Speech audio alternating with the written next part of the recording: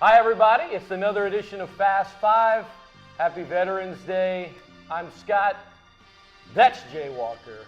Let's do it. Question number 1.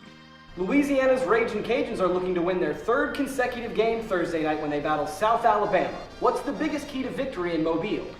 I think it's going to be halftime adjustments because both of these teams have kind of been different teams in the second half than they've been in the first half. Case in point, South Alabama was shut out for almost all of the first half last week against Idaho and then put up 45 points in the second half. I really think whoever makes the best halftime adjustments is going to win the football game. I think it's going to be something that Jay Walker hasn't done in 30 years, and that's run. Running the football. Coach Hudd told us this week, we can't rush for 130 yards between our running backs and expect to win in Mobile. We've got to get the run game going a lot more. And when was the last time you actually ran like a sprint? I don't know. It was one time when it was raining. I can guarantee you that.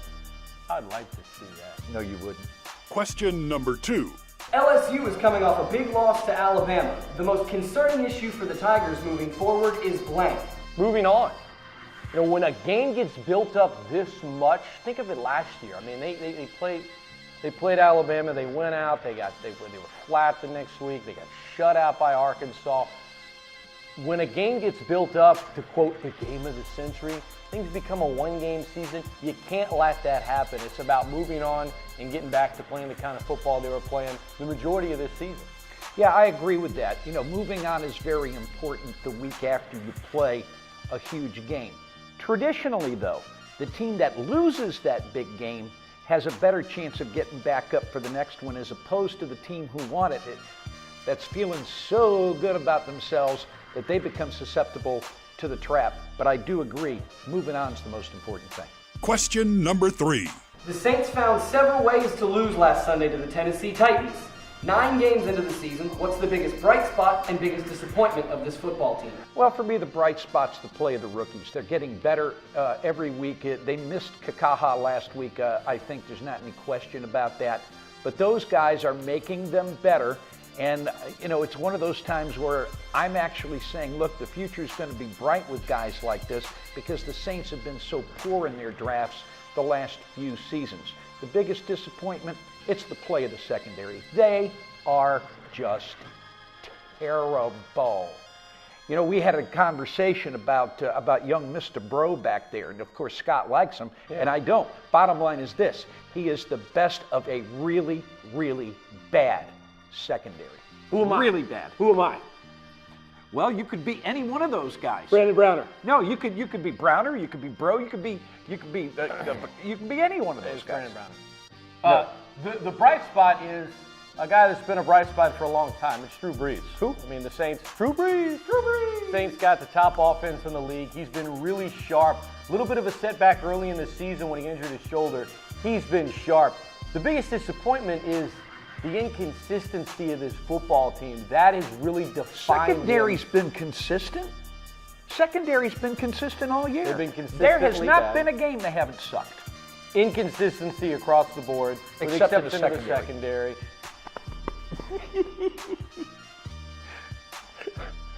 That's terrible. Question number 4.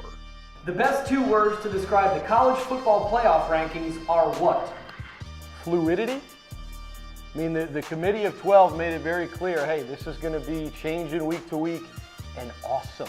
I love the debate. I love how people are calling into talk shows and saying, but this team beat this team and the strength of schedule. Guess what? The only thing that matters is the definition of who's best according to the members of that committee.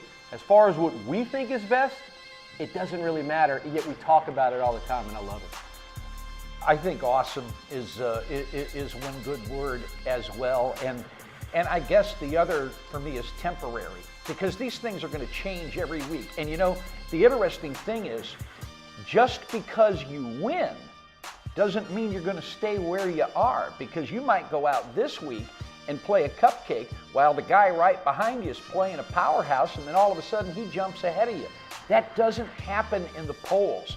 As long as you keep winning, you stay where you are or you move up. But with this committee, the eye test is so important, and if you go out and you beat someone good, you're gonna get rewarded for it.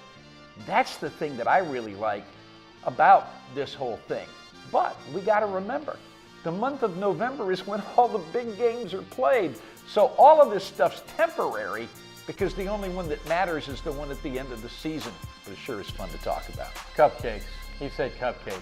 I love cupcakes. He likes cupcakes. I love cupcakes. He loves cupcakes. Cupcakes are good. I also like brownies. Oh, we've had that discussion. Yeah. Question number 5. Ndamukong Suh issued a public apology to his mother today after he was heard cursing during a game on national television. Is there anything you'd like to publicly apologize about on Fast 5? No. No. I'll apologize to my mom for that time in high school that I was seeing this girl in Ville Platte and I lost track of time and my curfew is midnight and I looked at my watch and suddenly it's like 11:15 and I'm like, oh bleed. So I call and I say, hey, I'm sorry, I'm going to be late. And they said, just be careful, don't speed. I sped. I went 83 and a 55. That'll do it. I got my license suspended. I didn't listen to them. I'm sorry. Wow. You were just a bad kid. Well, you know, I mean, come on. See, you had a chance to apologize for anything, and you sat here, I'm Jay Walker. I have nothing to say sorry for. I just can't think of any. I could think of like 100 things you could apologize for. Yeah, but I don't have one as good as yours, so I'm just not going to. I mean, look, that one was pretty good. That'll do it for Fast 5. We'll see you next week. For Jay, I'm Scott. It's ESPN1420.com. Bye.